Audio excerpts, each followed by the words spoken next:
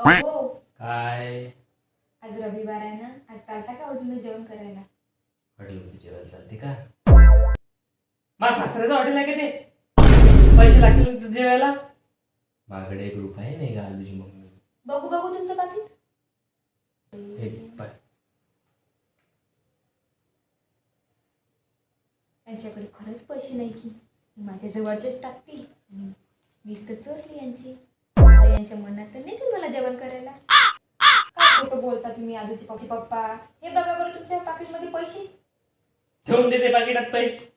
अगं ते चक्कीवाल्याला द्यायचे आहे. मागच्या वेळेस त्याला पैसे दिले नव्हते तर तो म्हणाले की पुढच्या वेळेस जर पैसे दिले नाही तर मी दळूनच देणार नाही.